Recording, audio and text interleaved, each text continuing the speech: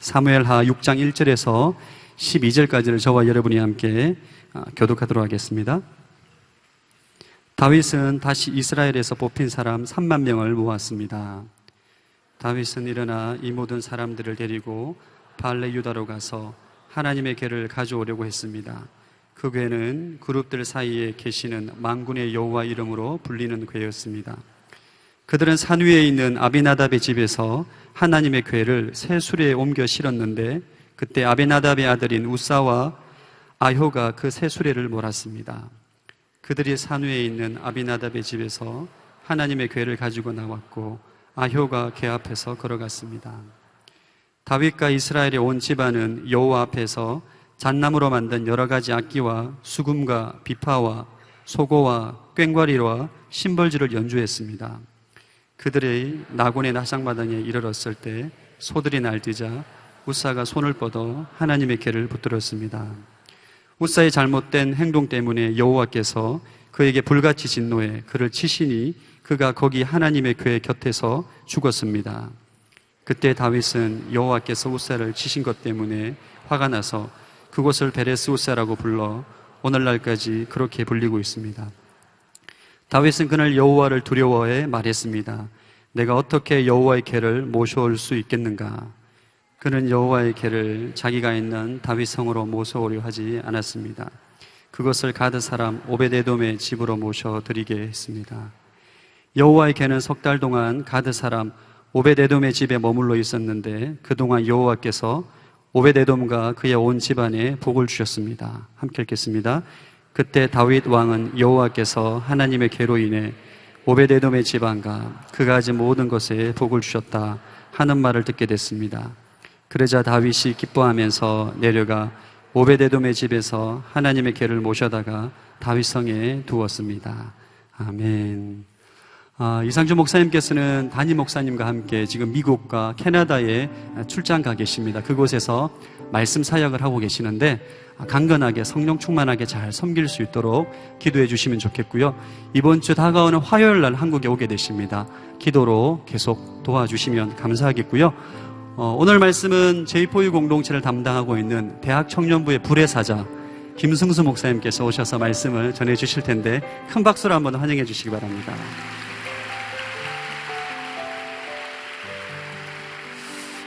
예, 여러분 반갑습니다. 예, 다시 또 여러분 만나 뵙게 돼서 얼마나 또 반갑고 좋은지 모르겠습니다.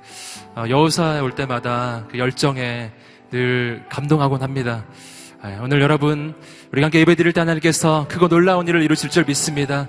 우리 좌우에 있는 분들 축복하며 말해주시겠습니다. 하나님께서 당신을 통해 놀라운 일을 이루실 것입니다. 아멘. 예, 하나님 기대하십니까? 예, 기대하는 심령마다 하나님께서 놀라운 역사로 함께 하실 것입니다. 제가 기도하고 말씀 나누겠습니다. 하나님, 오늘 우리 가운데 임하여 주시옵소서. 주님 친히 말씀하여 주시옵소서. 주의 음성이 들려질 때 오늘 우리 마음의 생각이 바뀌고 인생이 바뀌고 미래가 변화되게 하여 주시옵소서. 말씀에 따라 우리의 삶 가운데 새 역사가 일어나게 해주십시오. 감사하며 예수님의 이름으로 기도드립니다. 아멘. 계속해서 다윗의 생애에 대해서 여러분 계속해서 말씀을 함께 듣고 계시죠. 지난주 말씀을 통해서 우리가 한 가지 꼭 기억할 것 한 가지 나누고 오늘 말씀 계속해서 보겠습니다. 지난주 말씀 가운데서 우리는 다윗이 이스라엘의 전체의 왕이 되는 것을 함께 보셨습니다. 다윗이 이스라엘 전체의 왕이 된 후에 처음으로 했던 일이 있습니다. 그 일이 중요한 영적인 의미를 가지고 있습니다. 예루살렘으로 전체 나라의 수도를 옮긴 일이었습니다. 헤브론은 너무 남쪽에 있었죠. 그래서 예루살렘, 바로 나라의 그 심장부, 중심에 있는 그 예루살렘으로 수도를 옮기는 일이었습니다. 근데 그 수도를 옮겼을 때 부딪힌 한 가지 문제가 있죠. 그 예루살렘에 여부수 족속이 있었다는 것입니다. 그래서 다윗은 왕이 된 다음에 처음으로 그 예루살렘 성을 정복하는 일을 합니다. 나라의 심장부에 여부수 족속이 거주하고 있었던 것을 다윗은 볼 수가 없었던 것입니다. 사실 그것은 이상한 장면이었어요. 왜냐하면 하나님께서 이스라엘 민족에게 가나안 땅을 정복하라고 하는 그 명령은 여호수아 시절에 준 명령이었기 때문입니다. 근데 그로부터 얼마나 오랜 세월이 지났습니까? 근데 아직도 여부스 족속은 예루살렘 성을 버젓이 점령하고 있었던 거예요. 다윗은 왕이 되자마자 하나님의 꿈을 생각했습니다. 가나안 땅에 하나님의 나라를 이루는 그 하나님의 꿈. 그 꿈을 이루기 위해서 그가 가장 먼저 해야 하는 일은 아직도 남아있는 그 여부스 족속을 몰아내고 정복하는 일이었습니다. 그리고 그렇게 했을 때 하나님의 새 역사는 시작합니다. 여러분, 오늘 우리의 인생도 마찬가지입니다. 오늘 우리의 삶 가운데 하나님의 새로운 역사, 오늘 우리 인생 가운데 하나님의 나라가 임하고 나를 통해 하나님의 역사가 일어나기를 소원한다면 오늘 우리가 처음으로 해야 할 일은 뭐냐 하면은 내 인생의 중심부에 자리 잡고 있는 영적인 여부수 족속을 몰아내는 것입니다. 여러분을 격려하고 축복합니다. 내가 예수 그리스도를 믿고 신앙생활을 너무나 오래 했지만 그러나 내 인생 가운데 여전히 자리 잡고 있는 죄악된 습관들, 여전히 자리 잡고 있는 그 유혹과 시험 가운데 넘어가 버리는 나의 이 연약한 모습들 없습니까? 오늘 우리의 인생이 하나님께 쓰임받는 인생이 되기를 원한다면 첫 번째, 영적인 여부수 족속들이 내 인생의 예루살렘에서 떠나가는 일이 일어나야 합니다. 여러분, 거절하시기를 주님의 이름으로 축복합니다. 끊어내시기를 주님의 이름으로 축복합니다. 그때 새 일이 일어납니다. 오늘 말씀은 그 예루살렘 땅에서 다윗이 두 번째로 한 일이 나옵니다. 예루살렘을 수도로 정한 다음에 첫 번째 여부수 족속을 몰아내고 두 번째는 그 예루살렘 성에 하나님의 언약궤를 모시는 일을 했습니다. 아주 중요한 일이죠. 여부수 족속은 떠나가고 그곳에 하나님의 임재가 있는 언약궤가 들어오는 것입니다. 여러분, 여기서 우리는 기독교 신앙의 핵심을 발견합니다. 여러분, 기독교 신앙의 핵심은 자기를 비워내는 것으로 끝나지 않습니다. 물론 자기를 비워야죠. 더 내려놓고 내 욕심을 비우고 내 인생을 비워야 합니다. 그러나 비우는 것으로 끝나서는 안 돼요. 말씀처럼 여부수 족속을 예루살렘에서 몰아내는 것만으로 끝이 나는 게 아닙니다. 완성은 어디서 옵니까? 하나님께서 그 빈자리를 채워주실 때 오는 것입니다. 기독교 신앙은 나를 비우고 비운 그 자리에 하나님을 채우는 것입니다. 여러분, 오늘 우리의 인생 가운데 죄악된 습관을 몰아내십시오. 근데 몰아낸 다음에 그곳을 비워두면 안 돼요. 성경을 보시면 예수님께서 이것에 대해서 이렇게 말씀하신 적이 있습니다. 한 더러운 귀신이 어떤 사람으로부터 쫓겨나간 거예요. 그런데 다니다가 다시 돌아와 보니까 그 사람의 내면이 깨끗이 청소는 돼 있는데 비어 있는 거예요. 어떻게 했죠? 예수님 말씀하셨습니다. 더 더러운 귀신 7을 더 데리고 들어왔다. 여러분, 내 인생에서 귀신이 떠나가는 일이 중요합니다. 죄악이 떠나가는 일이 중요합니다. 근데 떠나간 다음에 비워놓으면 안 돼요. 비워두면은 악한 마귀가 다시 틈탑니다. 여러분, 그 비어있는 곳에 하나님으로 채워지시기를 다시 한번 주님의 이름으로 축복합니다. 하나님이 왕으로 임하셔야 돼요. 그제서야 완성이 오는 것입니다. 여러분, 여기서 우리는 다윗이 가지고 있는 아주 기막힌 또 한 가지 중요한 좋은 점을 발견합니다. 그것은 다윗은 인생에서 뭐가 중요한지를 아는 사람이었다는 것입니다. 다윗이 이스라엘의 전체 왕이 되었습니다. 전체의 리더가 된 다음에 다윗이 이 나라를 살펴볼 때 얼마나 부족한 점이 많았겠어요. 군사력도 길러야 되고 정치, 경제, 사회문화 손댈 곳이 너무나 많았을 것입니다. 그런데 그 다윗이 왕이 된 다음에 제일 먼저 보완한 것, 제일 먼저 보강한 것이 뭐죠? 군사력을 채운 게 아니에요. 정치력이나 경제력을 보강한 것이 아니었습니다. 다윗이 제일 먼저 채운 것은 하나님이었습니다. 이스라엘 민족에게 가장 필요한 것은 군사가 아니고 정치가 아니고 경제가 아니고 하나님이심을 그는 알았기 때문입니다. 그래서 다윗은 언약궤를 예루살렘 성으로 모셔드리는 거예요. 여러분, 오늘 우리 인생에 중요한 것 하나님이십니다. 오늘 우리가 예배를 드리고 말씀이 선포될 때 오늘 우리의 인생의 방향이 바뀌기를 주님으로 축복합니다. 다른 것으로 내 인생을 채우던 인생이 하나님으로 채우게 되기를 주님의 이름으로 축복합니다. 근데 오늘 말씀은 그렇게 언약궤가 예루살렘 성으로 들어오는 그 장면을 보여주고 있는데, 근데 그 과정이 순탄하고 쉽지는 않았습니다. 중간에 굉장히 큰 위기를 경험해요. 그 위기를 통해서 하나님은 오히려 다윗에게 중요한 영적인 교훈을 주시는 것이었습니다. 자, 말씀을 읽어나갈 때 오늘 다윗에게 주시기 원하셨던 그 영적인 메시지를 오늘 우리도 듣게 되기를 주님의 이름으로 축복합니다. 우리 1절과 2절 말씀을 다시 한번 읽어보시겠습니다. 시작. 다윗은 다시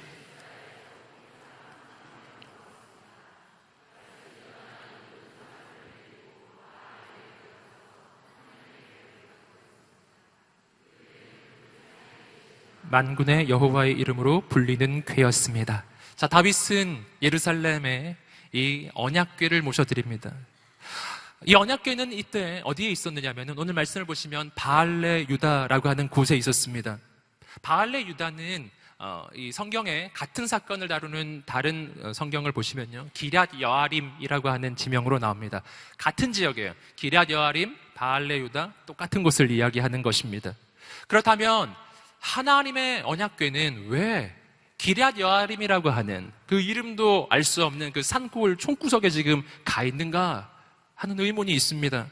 여러분, 언약궤가 기럇 여아림에 가게 된 것은 이스라엘의 굉장히 슬픈 역사적 배경이 있습니다. 지금 이때로부터, 즉 다윗이 언약궤를 예루살렘 성으로 옮겨오기 70년 전에 있었던 일입니다. 70여 년 전에 무슨 일이 있었습니까? 이스라엘 민족이 블레셋과 전투를 합니다. 그때 이스라엘 민족이 블레셋과 전투를 하다가 밀려요. 그래서 이스라엘 민족이 어떤 결정을 하냐 하면은 언약궤를 들고 가야겠다라는 결정을 합니다. 언약궤. 그 언약궤가 가면은 요단강이 멈추어 서고 여리고 성이 무너졌던 바로 그 언약궤입니다. 그 언약궤를 들고 가면 이 전쟁에서 이기겠지 이스라엘 민족은 생각합니다. 그래서 그 블레셋과의 전투 가운데 이스라엘 민족은 언약궤를 들고 나갑니다. 그 전쟁에서 어떻게 됐을까요? 패배합니다. 패배하는데 어느 정도 패배하냐면 조금 패배한 게 아니었어요. 완전히 패배하고 심지어는 들고 갔던 그 언약궤마저도 빼앗기는 일이 일어납니다. 왜 그런 일이 일어났습니까? 그 언약궤에는 하나님의 임재가 있었는데 왜 그 하나님의 임재가 있는 언약궤를 들고 가도 지는 것입니까? 여러분, 그 까닭은 이스라엘 민족이 그 언약궤에 함께하는 하나님을 보지 않고 언약궤만 보았기 때문이었습니다. 여러분, 언약궤 자체는 능력이 없는 거예요. 언약궤 자체는 그냥 상자에 불과한 것입니다. 그 언약궤에 파워가 생기는 이유는 거기에 하나님이 임하시기 때문이에요. 여러분, 오늘 우리가 신앙생활을 할 때 이런 실수를 할 때가 있습니다. 하나님이 아니라 언약궤에 집중할 때입니다. 여러분, 오늘 우리가 예배를 드리는 것도 마찬가지예요.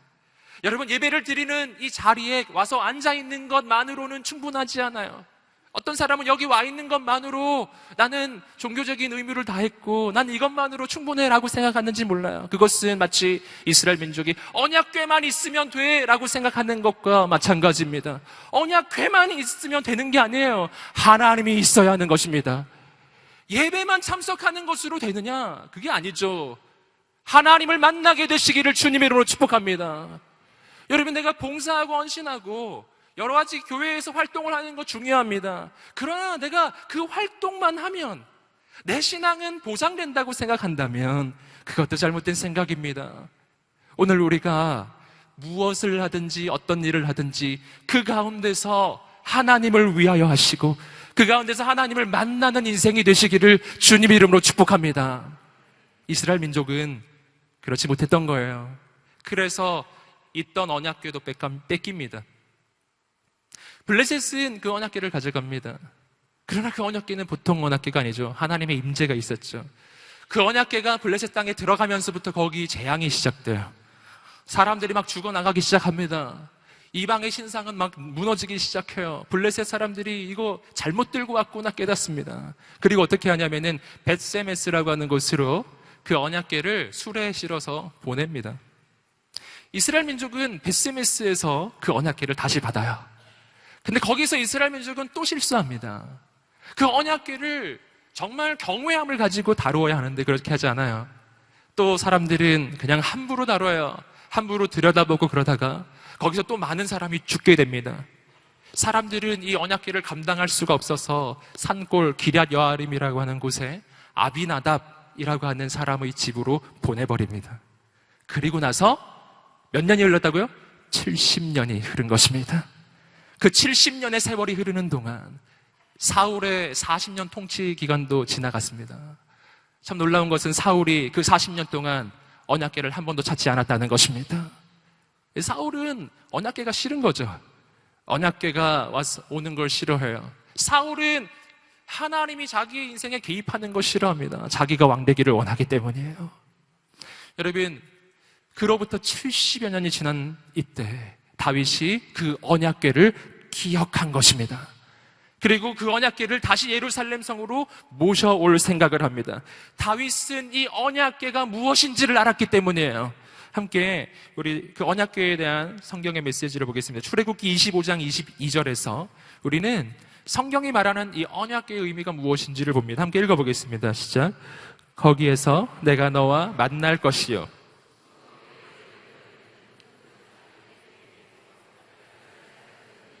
내게 준 계명에 대해 내가 모든 것을 너와 말할 것이다. 뭐라고 이야기합니까?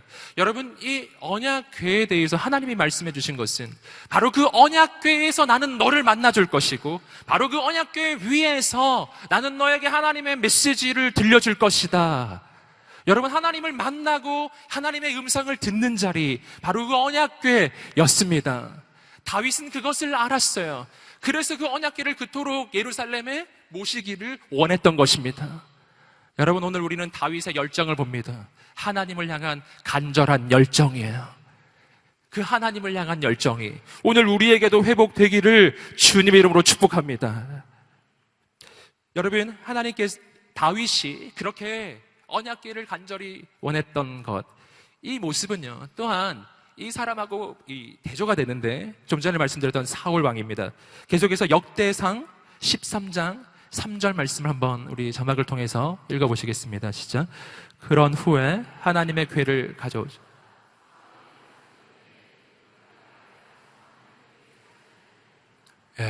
다윗이 하는 말입니다. 다윗이 왜 이 언약궤를 가져왔느냐? 사울 왕 시절을 추억했기 때문에. 그때 사울 왕이 어떻게 했습니까? 사울 왕은 하나님의 궤 앞에서 하나님께 묻지 않았다고 이야기합니다. 이것이 사울 왕과 다윗 왕의 차이점이죠. 사울 왕은 그가 왕이었을 때 하나님이 그 이스라엘의 진짜 왕 되심을 알지 못하고 그리고 자기가 끝까지 왕 되기를 원했어요. 그래서 언약궤를 모시지 않죠. 그러나 다윗은 압니다. 이스라엘의 행정적이고 정치적인 왕은 다윗이지만 정말 이 나라를 이끌어 가시는 왕은 하나님이심을 다윗이 알았다는 것입니다. 그러므로 다윗이 그 왕 되신 하나님이 예루살렘 가운데 들어오기를 원하신 것입니다. 여러분, 다시 한번 축복합니다. 다윗처럼 하나님만 왕으로 세워드리기를 주님으로 축복합니다. 우리 옆 사람에게 한번 말해주시겠습니다. 하나님만이 당신의 왕이십니다. 아멘. 하나님만이 우리의 왕이 되십니다. 그런데 그렇게 왕으로 하나님을 모셔드리는데요, 그 가운데 문제가 생기기 시작해요. 그 문제는 여기서부터 시작합니다. 우리 3절과 4절 말씀을 읽어보시겠습니다. 시작. 그들은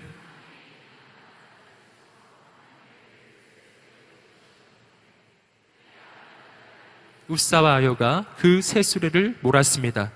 그들이 산 위에 있는 아비나답의 집에서 하나님이 궤를 가지고 나왔고 아효가 궤 앞에서 걸어갔습니다.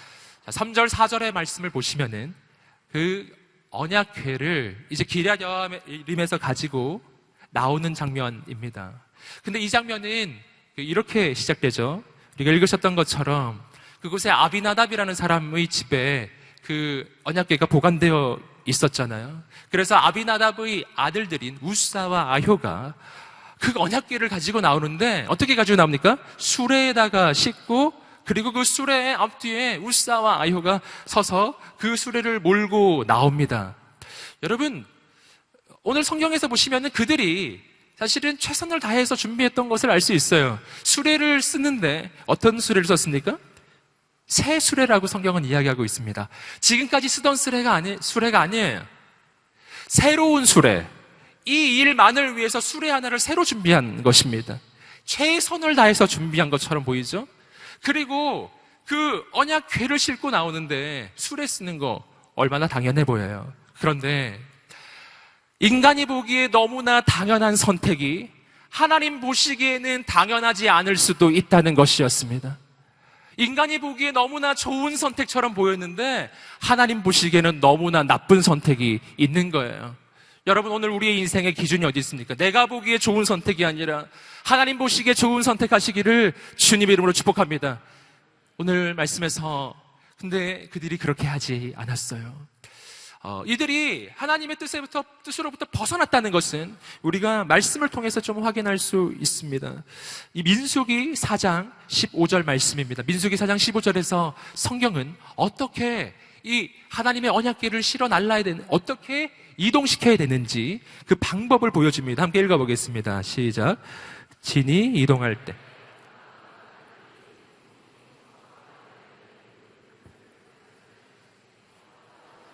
운반하러 나올 것이다. 거룩한 물품들에 그들의 몸이 닿았다가는 죽을 것이다. 이것이 회막에서 고핫 족속들이 질 짐이다. 자, 4장 15절 말씀에서 보시면은 하나님의 언약궤를 어떻게 이동시켜야 되는지가 나와요. 먼저 그것을 이동시킬 수 있는 사람은 제한되어 있었습니다. 레위 지파의 누구라고요? 고핫 자손만이, 레위 지파의 고핫 자손만이 그 하나님의 언약궤를 이동시킬 수가 있었습니다. 근데 이동시킬 때 방법이 있어요. 그냥 수레에 싣고 나르면 안 되는 것입니다. 오늘 4장 15절의 마지막 부분을 보시면 이렇게 되어 있습니다. 고핫 족속들이 질 짐이다. 고핫 족속들이 질 짐이다. 즉, 여러분, 하나님의 언약궤는 고핫 족속들이 어깨에 메고 날라야 되는 것입니다. 근데 어깨에 메고 나를 때도 더 주의할 점이 있어요. 그것이 몸에 닿으면 안 돼요. 몸에 닿으면 안 되기 때문에 어떻게 했냐면은 그 하나님의 언약궤 내 귀퉁이에 달려있는 고리에 채를 끼웁니다. 채를 끼워서 그 채를 메고 가는 거예요. 이것이 하나님의 언약궤를 나르는 방법이었습니다. 여기서 우리는 이들이 지금 다윗이, 그 중에서 가장 책임자는 다윗이니까요. 다윗이 하나님을 예루살렘으로 모셔드리기를 원했으나 그러나 그 방법적인 면에 있어서 하나님의 뜻을 벗어났다는 것을 알 수 있어요. 여러분, 왜 벗어났을까요? 다윗은 그렇게 하나님을 경외하는 사람 같은데 왜 벗어났을까요? 그 까닭을 우리는 성경을 통해서 확인할 수 있습니다. 성경에 보시면 동일한 사건을 다루는 역대상의 본문에서 다윗이 직접 왜 이런 일이 일어났는지 설명하는 장면이 나와요. 함께 역대상 15장 13절 말씀을 또 자막을 통해서 읽어보겠습니다. 시작. 여호와께서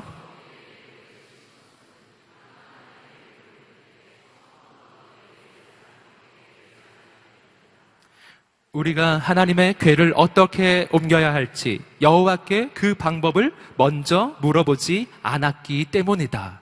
자, 여기서 다윗은요, 두 가지의 이야기를 하고 있습니다. 이 사건이 지나간 다음에 하는 이야기예요. 왜 이런 일이 일어나는가? 첫 번째, 하나님의 언약궤는 어깨로 짊어져야 되는데, 레위인들이 짊어져야 되는데 그렇게 하지 않았다는 거예요. 그것이 첫 번째 표면적인 이유입니다. 근데 왜 다윗은 그러면 그렇게 어깨에 짊어지고 가게 하지 않았냐는 거예요. 그 까닭에 대해서 더 내면적인 그 이유를 다윗이 설명합니다. 그 설명은 뭐죠? 다시 한번 제가 읽어드리면 이렇습니다. 우리가 하나님의 궤를 어떻게 옮겨야 할지 여호와께 그 방법을 먼저 물어보지 않았기 때문이다. 왜 그렇게 했다고요? 하나님께 물어보지 않았기 때문이라는 것입니다. 함께 한번 말해보겠습니다. 하나님께 물어보지 않았기 때문에. 할렐루야. 이것이 다윗이 하나님의 뜻에서 벗어나는 아주 중요한 이유예요. 그렇다면 다윗은 왜 물어보지 않았을까요? 왜냐하면 다윗은 그건 너무 당연하게 생각했기 때문이에요. 여러분, 여기서 우리는 다윗이 가지고 있는 몇 가지 중요한 잘못들을 봅니다. 첫 번째로 그가 생각했던 잘못은 뭐냐면 이런 잘못이에요. 함께 한번 따라 보겠습니다. 목적뿐만 아니라 방법도 하나님의 뜻에 맞아야 한다. 할렐루야. 목적만이 아니에요. 다윗은 지금 목적이 좋습니다. 그 목적이 뭐죠? 하나님의 언약궤를 예루살렘 성에 모시는 일이었어요. 이 방향은 너무너무 좋았습니다. 그렇다면 모두 물어봐야 된다고요? 그것을 이루는 방법도 물어보아야 한다는 것입니다. 여러분, 오늘 우리가 신앙생활을 할 때 실수하는 아주 중요한 점이 이 부분이에요. 우리가 신앙생활을 할 때 하나님의 목적을 위해서, 하나님의 비전을 위해서 가는 게 분명해요. 근데 우리는 흔히 하나님의 목적을 향해 가면, 하나님의 비전을 위해 하는 것이라면 방법은 조금 대충 해도 된다고 생각해요. 방법적으로는 조금 잘못된 방법을 써도 된다고 생각하는 거예요. 여러분, 그러나 오늘 말씀을 통해서 우리는 깨닫습니다. 우리의 인생의 방향과 목적만이 아니라 그것을 이루어가는 방법도 하나님 마음에 합한 방법이어야 된다는 것입니다. 오늘 우리의 길이, 방법이 바뀌게 되시기를 주님으로 축복합니다. 또 한 가지면, 두 번째 오늘 우리가 또 발견하는 것은 뭐냐면은, 한번 함께 따라해 보시겠습니다. 하나님의 방법은 다수결이 아니다.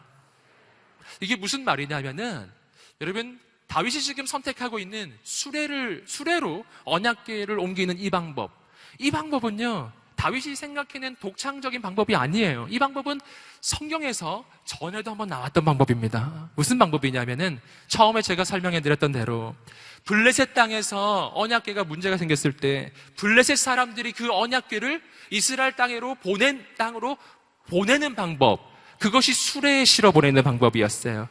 그러므로 이 방법은 누구의 방법이냐면은 이스라엘 민족의 방법이 아니라 블레셋의 방법이었다는 것입니다. 이 방법은 누구 방법이라고요? 블레셋의 방법이었어요. 참 놀랍게도 다윗은 거룩하고 정말 위대한 하나님의 비전, 하나님의 언약궤가 예루살렘 성에 들어와야 한다는 그 꿈을 꾸면서 방법은 블레셋에서 가져온 거예요. 여러분, 어떻게 이런 일이 일어날 수가 있습니까? 여러분, 그 까닭은 그가 블레셋 땅에 망명했던 시절에 많이 봤던 방법이기 때문이에요. 그뿐만 아니죠. 우사와 아효도 마찬가지입니다. 블레셋 땅으로부터 넘어올 때 그것이 수레에 실려서 넘어오는 것을 보았기 때문이에요. 여러분, 세상 사람들이 전부 다 똑같은 방법을 쓴다 할지라도 그 방법이 하나님의 방법이 아니라면 거절할 줄 아는 사람이 되어야 합니다. 하나님의 길은 처음 말씀드린 것처럼 다수결이 아니에요. 모든 사람이 옳다 해도 하나님이 아니라고 하면 아니라 말할 수 있는 사람이 되시기를 주님으로 축복합니다. 모든 사람이 아니라고 해도 하나님이 맞다 하시면 그 길을 갈 수 있는 사람 되시기를 주님 이름으로 축복합니다. 하나님의 방법은 다수결의 방법이 아니에요. 세상을 따라가는 방법이 아니라는 것입니다. 세 번째로 다윗의 모습 속에서 발견하는 잘못된 점입니다. 그것은 뭐냐면은 편한 방법이 아니라 하나님의 방법을 선택해야 된다는 거예요. 함께 따라해 보겠습니다. 편한 방법이 아니라 하나님의 뜻을 선택해야 한다. 여러분, 어깨로 메고 나르는 것과 수레로 나르는 건 어느 쪽이 편할까요? 수레로 나르는 것이 당연히 편안하죠.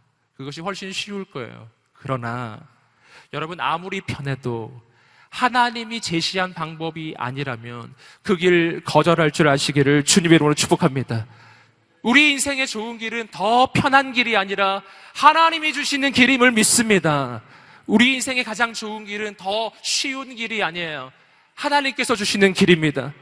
편한 길, 쉬운 길을 선택하지 마시고 하나님의 길을 선택하시기를 주님의 이름으로 축복합니다.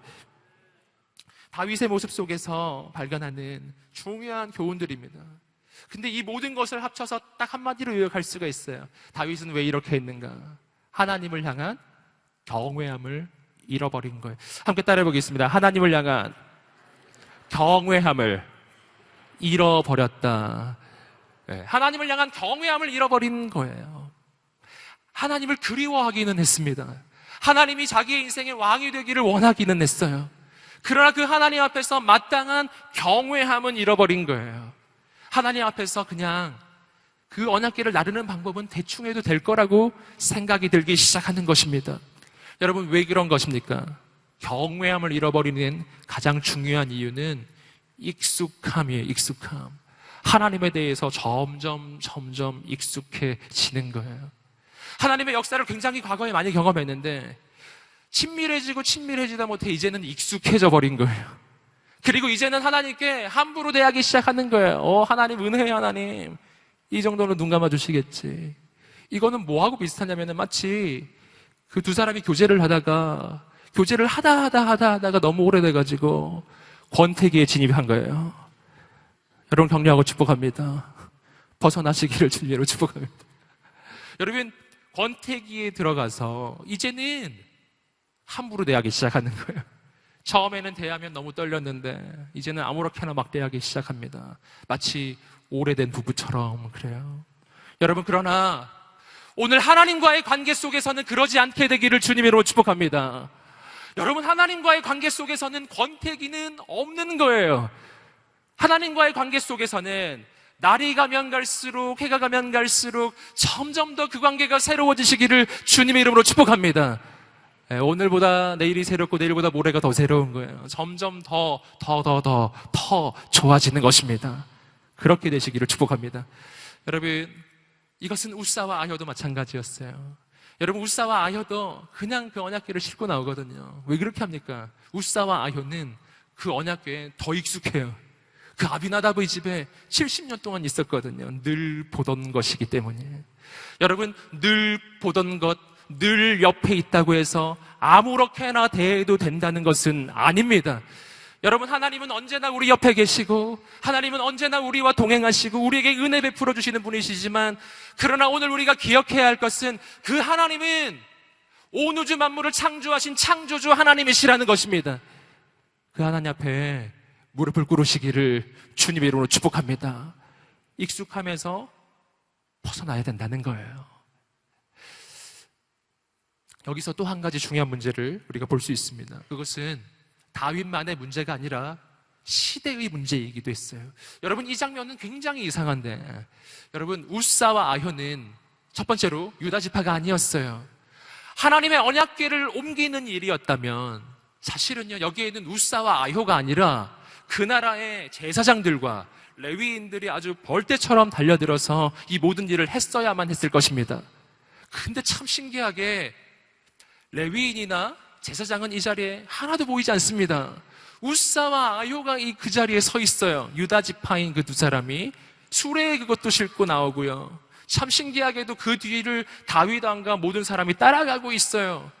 선두에 서야 할 사람이 아닌 사람이 선두에 서 있는 것입니다. 선두에 서 있어야 할 사람이 누구죠? 레위인과 제사장들입니다. 여기서 우리가 뭐를 발견할 수 있습니까? 제사장들과 레위인이 자기가 있어야 할 자리를 떠났다는 것을 알 수 있어요. 제사장들과 레위인이 마땅히 해야 할 본분을 지금 하고 있지 않습니다. 여러분, 직무유기예요. 여러분, 레위인과 제사장들이 마땅히 있어야 할 그 자리에 있지 아니하면 영적인 질서가 무너지기 시작합니다. 나서지 말아야 할 사람이 막 서기 시작해요. 여러분, 오늘 이 시대에 영적인 레위인들, 영적인 제사장들은 누구입니까? 할렐루야. 바로 여러분이에요. 옆 사람에게 한번 말해주겠습니다. 바로 당신입니다. 한 번 더 말해주겠습니다. 바로 당신이 이 시대의 제사장입니다. 아멘. 여러분, 오늘 우리가 바로 그 일을 할 제사장과 레위인들이라고요. 근데 오늘 말씀처럼 레위인들과 제사장들이 자기의 본분을 망각하고 자기의 위치를 지키지 않으면 그 시대의 영적인 질서가 무너진다는 거예요. 여러분을 격려하고 축복합니다. 여러분이 있는 가정과 학교에서, 직장에서, 공동체에서 여러분이 있어야 할 그 자리에 꿋꿋하게 서 있는 하나님의 사람들이 되시기를 주님으로 축복합니다. 그래야 오늘 이 시대 질서가 바로 서게 될 것입니다. 하나님의 사람이 제자리를 지키는 거예요. 계속해서 5절 말씀을 한번 읽어보시겠습니다. 시작. 다윗과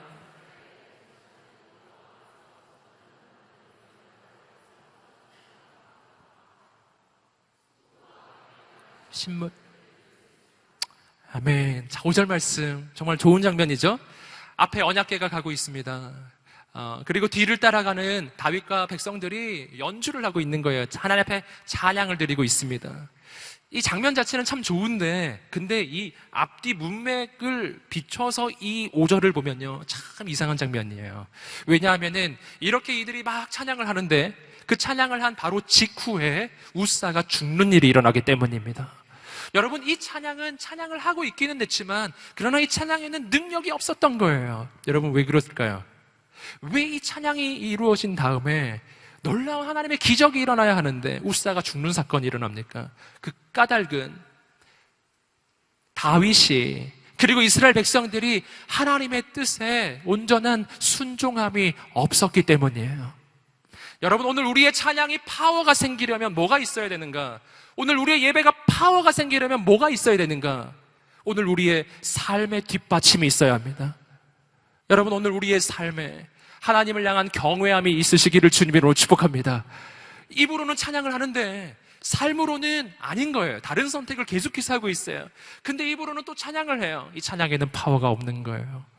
여러분, 오늘 우리의 인생에, 오늘 우리가 드리는 이 예배 가운데, 오늘 우리가 드리는 찬양 가운데 하나님의 능력이 있게 되기를 주님으로 축복합니다.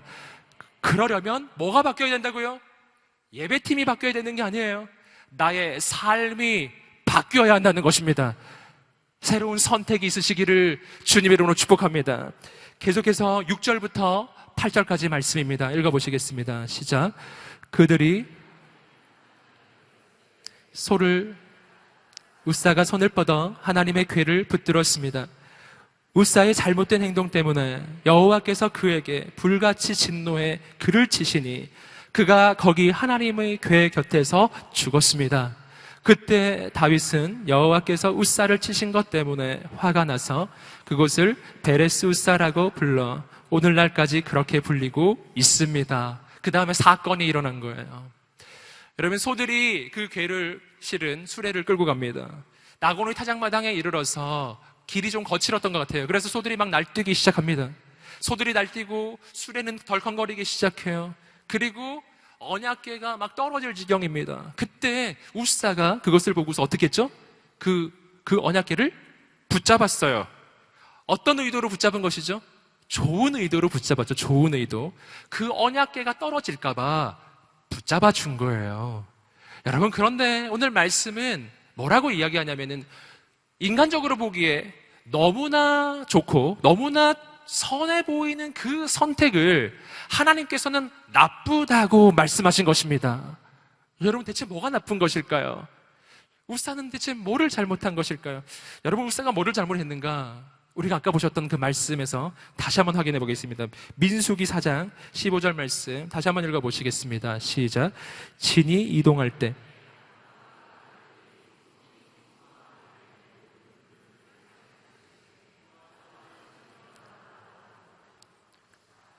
거룩한 물품들에 그들의 몸이 닿았다가는 죽을 것이다. 이것이 회막에서 고아 족속들이 질 짐이다. 다시 한번 우리 민수기 말씀에서 확인하셨죠? 여러분, 그 거룩한 성소에 있는 물건들은 건드리면 안 돼요. 이것이 하나님의 원리입니다.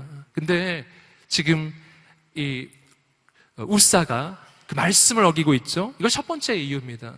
근데 이 첫 번째 이유보다 더 중요한 이유가 있어요. 그것은 고핫이 아니라 우사죠. 우사가 지금 하고 있는 이 행동 뒤에 우사가 가지고 있는 그 마음입니다. 그 마음. 어떤 마음인가? 우사가 덜컹거리는 그 언약궤를 붙잡을 때 우사가 품었던 마음. 무슨 마음이죠? 내가 이 언약궤를 지켜야겠다. 내가 이 언약궤를 보호해야겠다. 이런 마음이죠. 여러분, 이것은 수레로 언약궤를 싣고 가는 우사가 가지고 있는 마음이에요. 내가 이 수레로 이 언약궤를 잘 끌고 가서 잘 지키고 잘 보호해야지. 여러분, 그러나 오늘 우리가 깨달아야 돼요. 뭐냐면 우사가 언약궤를 보호하는 것이 아니라 그 언약궤가 우사를 보호하는 것입니다. 더 정확하게 이야기하면 우사가 그 언약궤가 상징하고 있는 하나님을 보호하는 것이 아니라 그 하나님의 언약궤에 있는 하나님께서 우사를 지켜주시는 것입니다.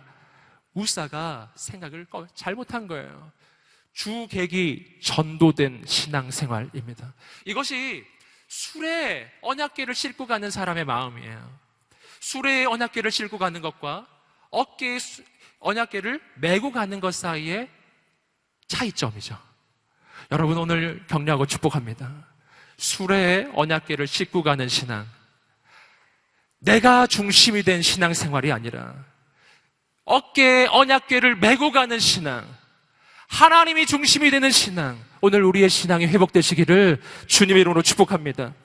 이것이 우사가 가지고 있는 매우 잘못된 부분이었습니다. 오늘 우리가 생각을 변화시켜야 하는 거예요. 내가 하나님을 이용하는 신앙이 아니고, 내가 중심이 되어서 나의 욕심과 나의 야망을 위해서 하나님을 이용하는 신앙이 아니고, 하나님의 비전을 위해서 내가 쓰임받는 신앙. 오늘 우리의 신앙이 그렇게 변화되기를 주님의 이름으로 축복합니다. 계속해서 9절, 10절입니다. 함께 읽어보시겠습니다. 9절과 10절입니다. 시작. 다윗은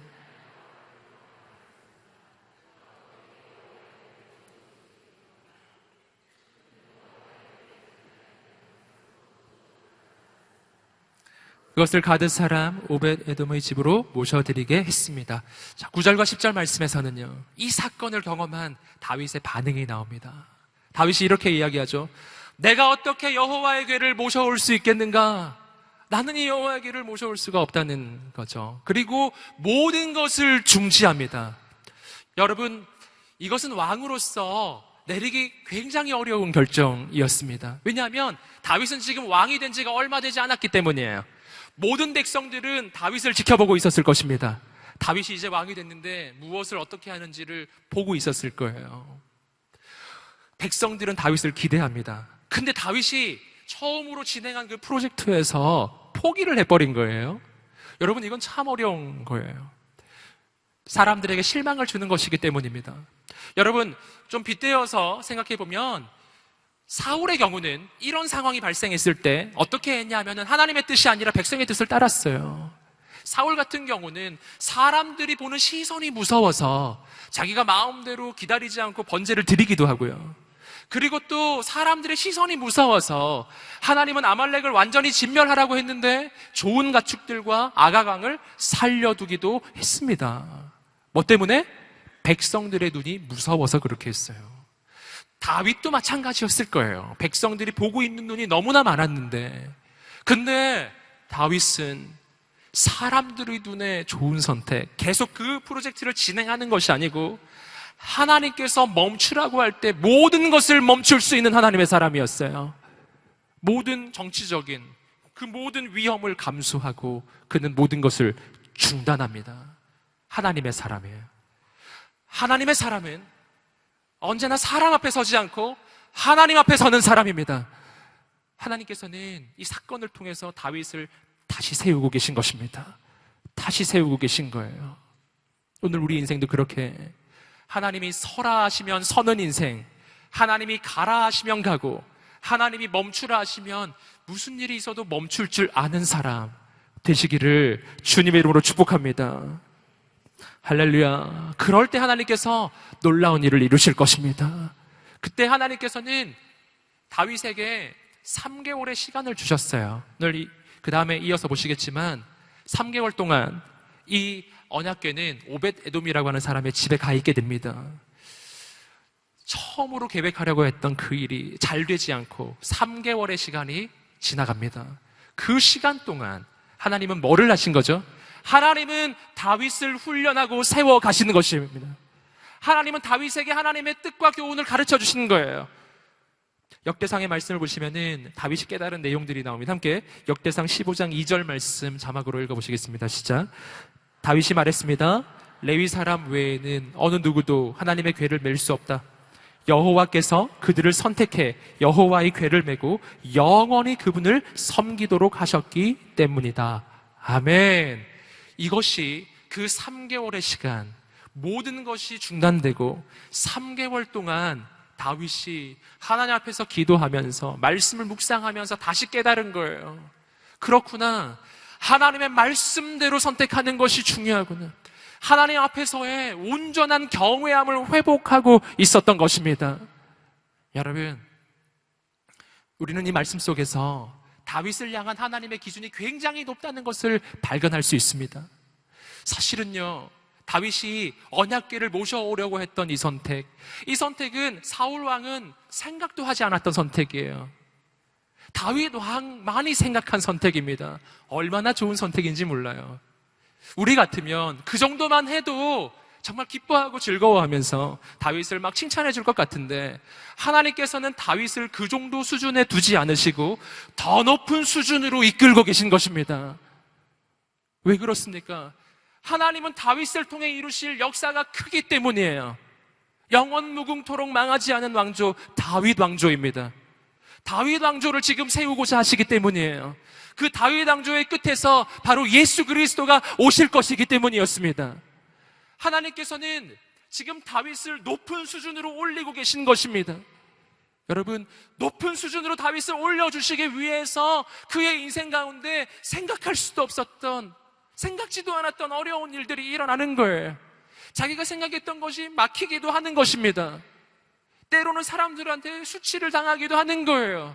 내가 잘못된 어떤 방향을 가는 것이 아니라 분명 하나님 보시기에 좋은 길을 내가 가고 있는데, 좋은 선택을 내가 하고자 하는데도 어려움이 있을 때가 있습니다. 여러분, 그럴 때 낭망치 않으시기를 주님의 이름으로 축복합니다. 낭망치 마십시오. 내가 하나님의 비전을 품고 하나님의 길을 가는데 어려움이 있다면 그것은요, 하나님께서 당신을 더 높은 경지로, 더 높은 수준으로 올려주시기 위한 하나님의 손길이에요. 하나님께서 당신을 세워주실 것입니다. 다윗에게 그 3개월의 시간을 주셨습니다. 그리고 이런 소식이 들려옵니다. 함께 11절 말씀을 읽어보겠습니다. 시작. 여호와의 궤는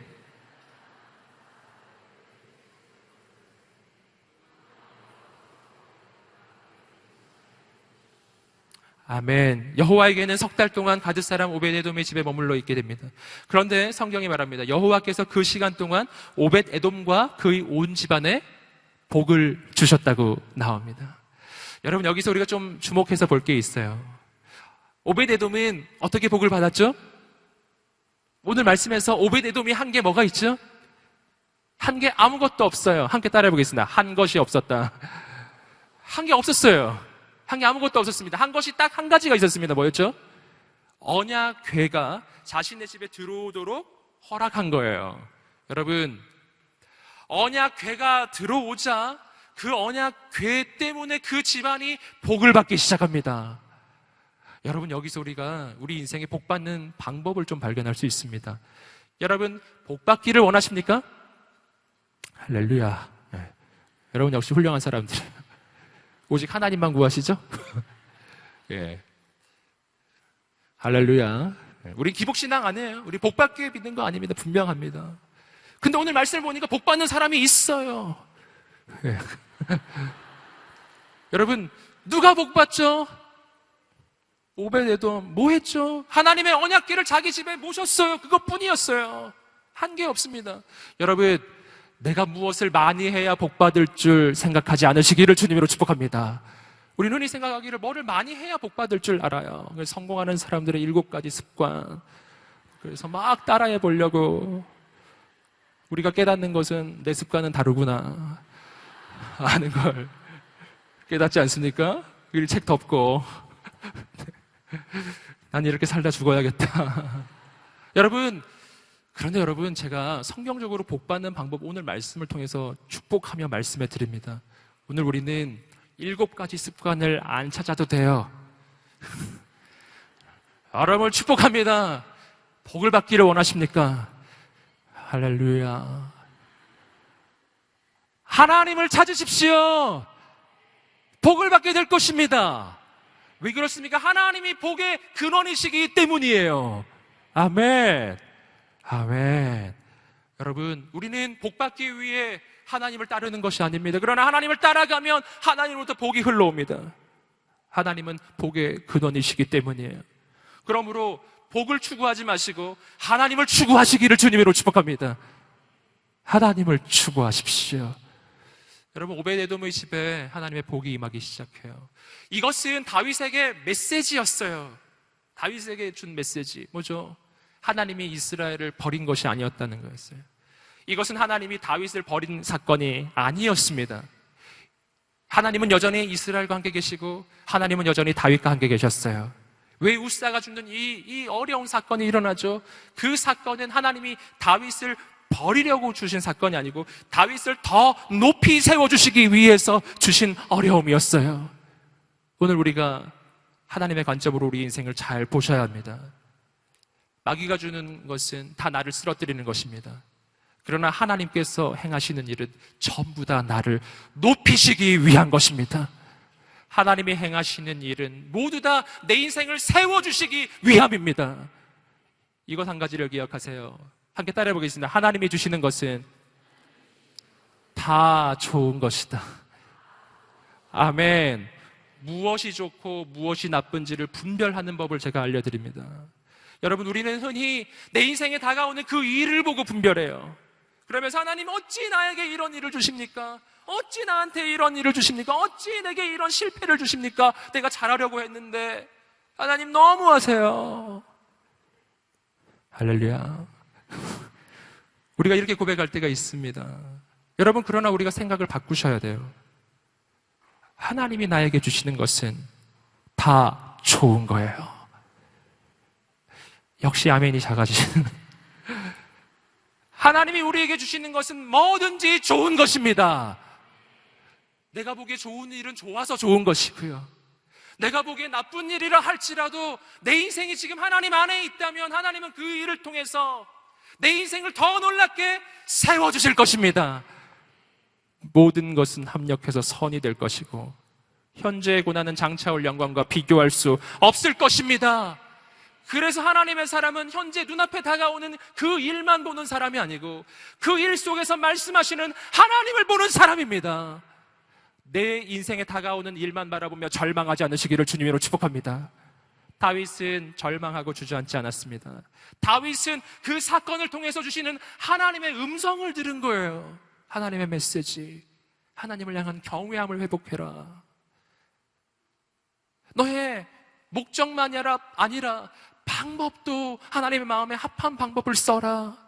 나는 네가 더 높은 경지로 올라가게 되기를 소망한다. 이것이 다윗을 향한 하나님의 메시지였어요. 다윗은 그 메시지를 듣고 받습니다. 그러면 어려움은 끝나는 거예요. 함께 마지막으로 12절 말씀을 읽어보시겠습니다. 시작. 그때 다윗 왕은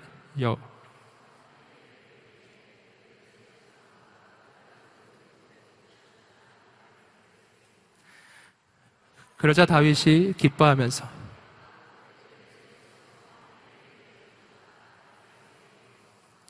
아멘.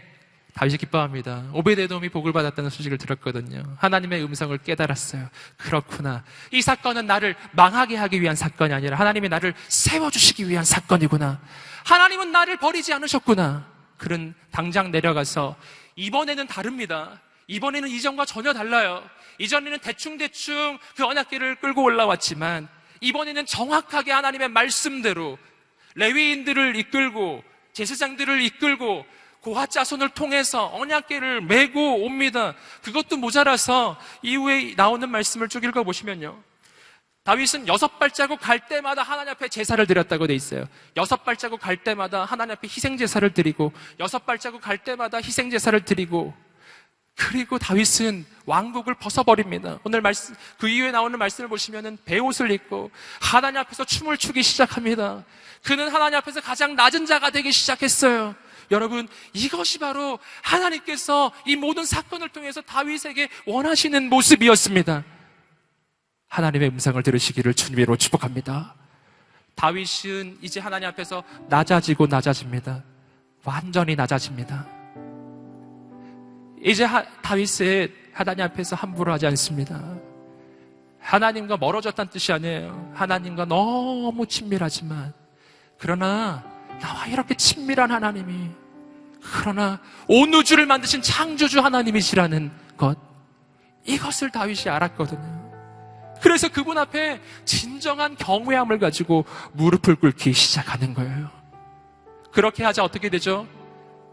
다윗이 하나님 앞에서 자기 자신을 가장 낮은 자리로 낮추기 시작할 때 하나님께서 다윗을 가장 높게 세워주시기 시작하셨습니다. 우리가 아는 것처럼 다윗은 이스라엘 역사 가운데서 가장 위대한 왕이에요. 다윗에게 언약을 주셨어요. 다윗 언약. 그것은 예수 그리스도를 그의 자손 가운데 주시겠다는 하나님의 언약이었습니다. 다윗은 예수 그리스도의 모델이에요.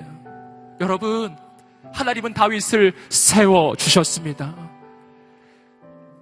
내가 낮아지면 하나님이 나를 높여주실 것입니다. 내가 나를 높이면 하나님이 나를 낮추실 것입니다.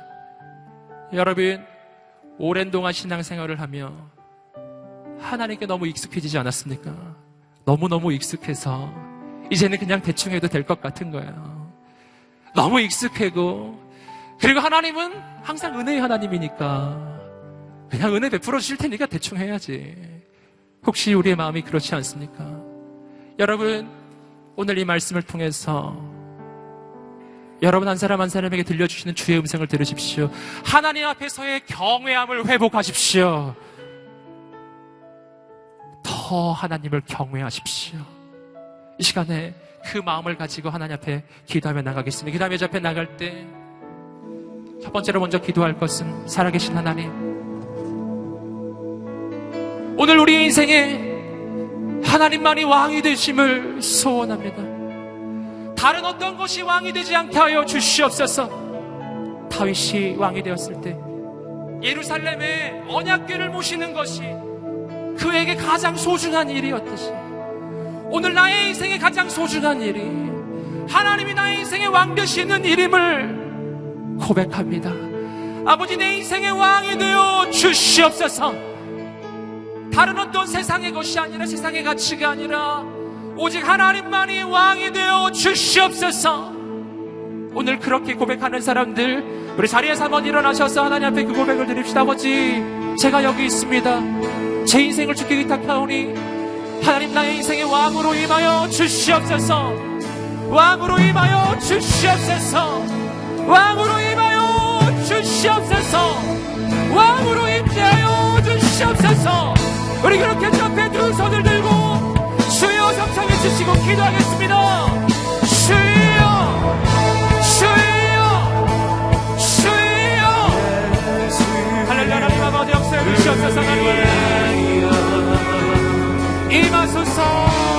이곳에 오소서. 드소서. 주님 주여 임하소서.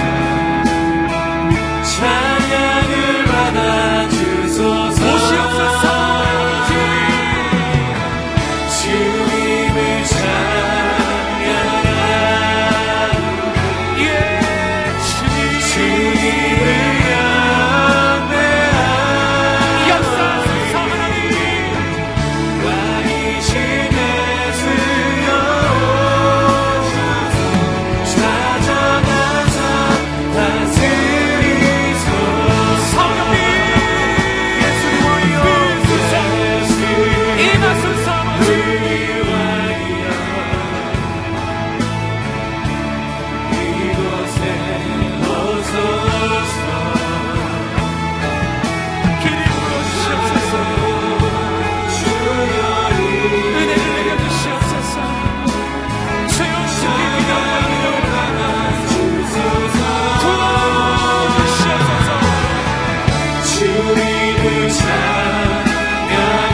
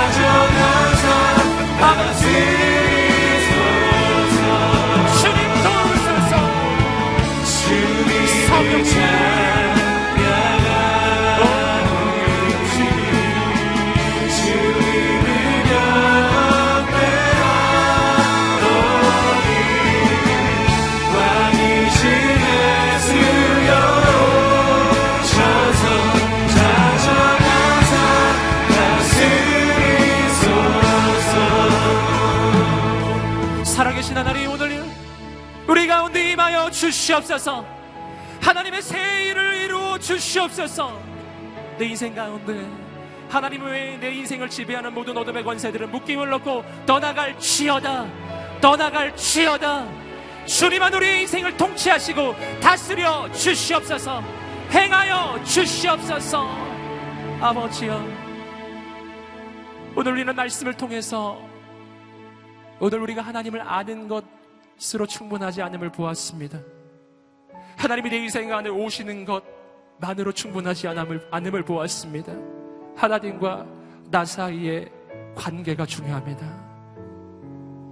사랑하는 하나님, 오늘 내가 나의 욕심과 나의 야망을 위해 하나님을 이용하는 신앙에서 벗어나게 하여 주시옵소서. 내가 하나님을 이용하는 것이 아니라 내가 하나님의 비전을 위해 쓰임받게 하여 주시옵소서. 아버지여, 주님 나를 그렇게 사용하여 주시옵소서. 아버지, 내가 하나님의 수단 되게 하소서. 내가 목적되고 하나님이 수단되는 것이 아니라 하나님이 목적되고 내가 수단되게 하여 주시옵소서. 아버지 하나님, 나의 비전을 위해서 하나님을 끌어쓰는 것이 아니고 아버지의 비전을 위해서 내 인생을 드리게 하여 주시옵소서. 이것이 오늘 다윗에게 기대하신 하나님의 마음입니다. 이 시간 한 번만 더 기도하며 나갈 때, 아버지여, 주님 나를 사용하여 주시옵소서. 나의 욕심이 아니라 하나님의 비전을 위하여 쓰임받는 인생이 되게 하여 주시옵소서. 하나님의 역사를 위해서 내 인생을 드리오니 아버지여, 나를 사용하소서. 우리 주 앞에 두 손을 들고 주여 삼창을 치시고 기도하겠습니다. 주여, 주여, 주여.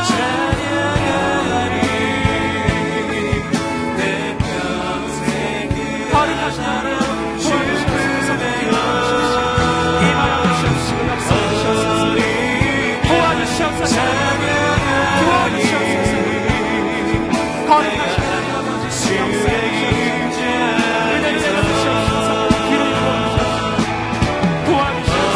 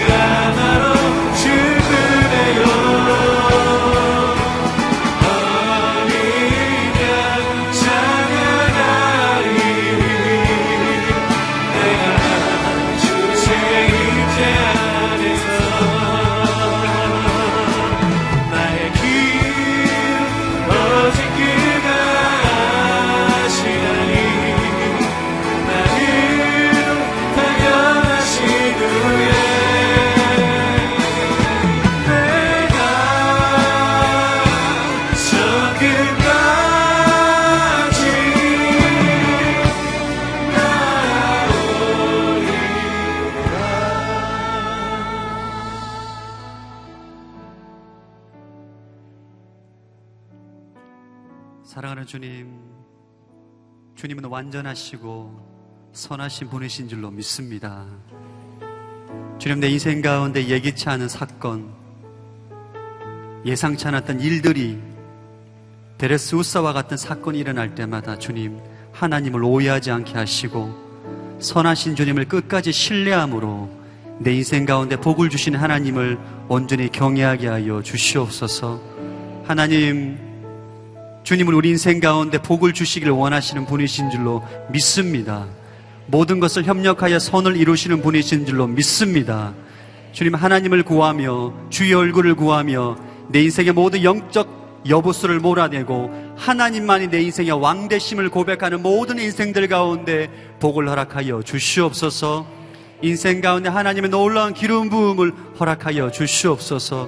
주님께서 내 인생 가운데 왕이시면 예수 그리스도께서 내 인생 가운데 온전한 왕이시기 때문에 주의 말씀 가운데 온전히 순종하기로 결단하며 하나님이 내 인생 가운데 모든 것을 협력하여 선을 이루시는 분이심을 온전히 믿고 나아가는 모든 주의 백성들 가운데 오베데돔에게 부어주셨던 놀라운 축복을 허락하여 주시옵소서. 하나님의 복으로 인하여서 주님을 온전히 경외함으로 찬송함으로 우리 인생 가운데 하나님의 선하심을 선포하는 인생 되게 하여 주시옵소서.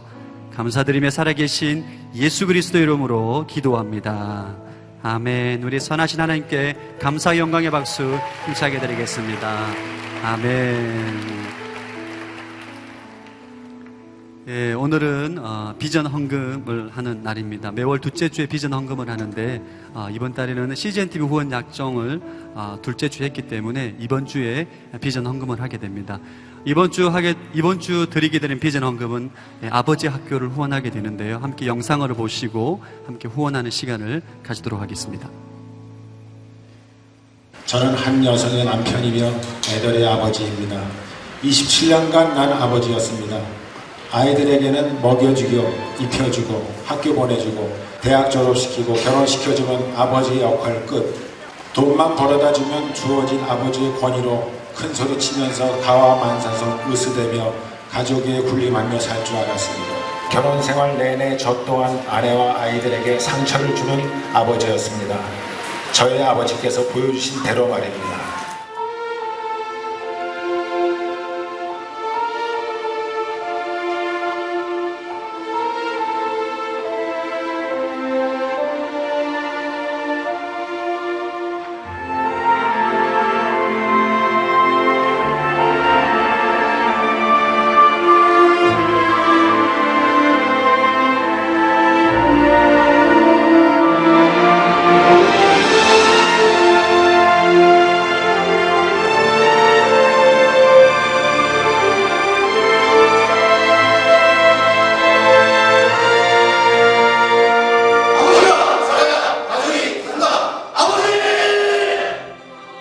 아버지가 살아야 가정이 산다.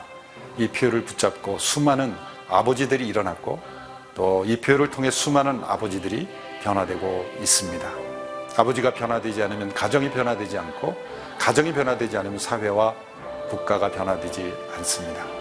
많은 무신론자들 그리고 많은 사회 부정자들은 아버지와의 관계에서 어려움이 있었을 때 생기는 문제입니다. 아버지가 변화된다면 자녀와 가족과 사회가 변화될 수 있습니다. 이 사역에 우리 성도들의 기도와 또 참여를 부탁을 드립니다. 오늘 비전 헌금을 통해서 아버지 학교 이 사역이 전 세계에 더 큰 영향을 미치게 되는 그런 축복이 흘러넘칠 줄로 믿습니다.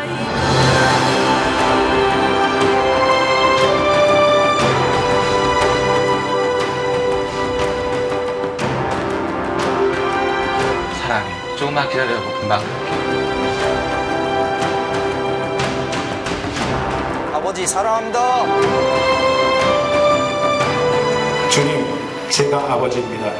주님, 제가 아버지입니다. 주님, 제가 아버지입니다.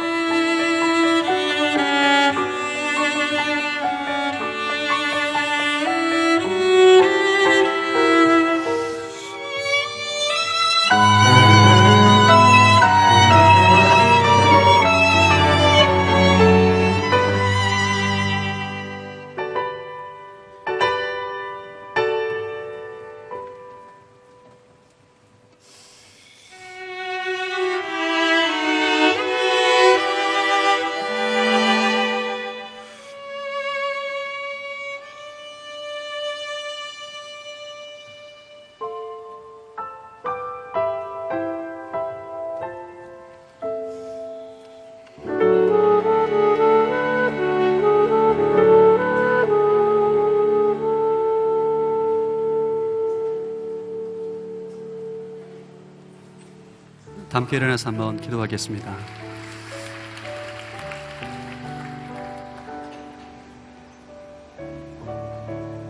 사랑하는 주님, 작은 물질을 주님께 드립니다. 이 물질을 통하여서 이 땅 가운데 고난 가운데 상한 마음을 가지고 살아가고 있는 수많은 아버지들이 그리스도 안에서 회복되는 역사가 있게 하여 주시옵소서. 이 시대 가정 회복되게 하여 주시옵시고, 이 나라와 민족과 열방 가운데 신음하고 고통 가운데 있는 가정들이 이 물질을 통하여서 회복되고 치유되는 역사가 있기를 소망합니다. 이제는 우리 주 예수 그리스도의 은혜와 하나님 아버지의 무한하신 사랑하심과 성령의 교통하심이 내 마음의 영적 여부수를 몰아내고 하나님을 전심으로 왕으로 인정하며 고백하며 나아가는 모든 여호사 청년들 인생 위에, 열방 가운데 사역하시는 선교사님들의 인생 위에 이 시간부터 영원토록 함께하기를 간절히 축원하옵나이다. 아멘.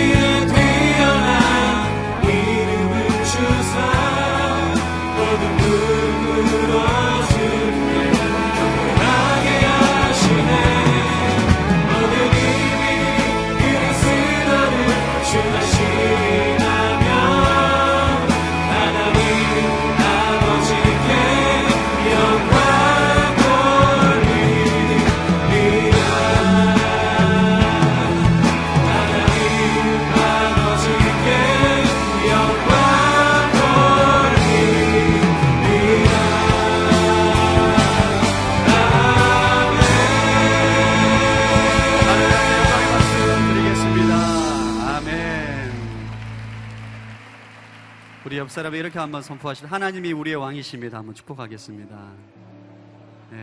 하나님께서 우리 인생의 진정한 왕이십니다. 이 시간 다 함께 일어나셔서 하나님을 찬양함으로 예배를 마치도록 하겠습니다.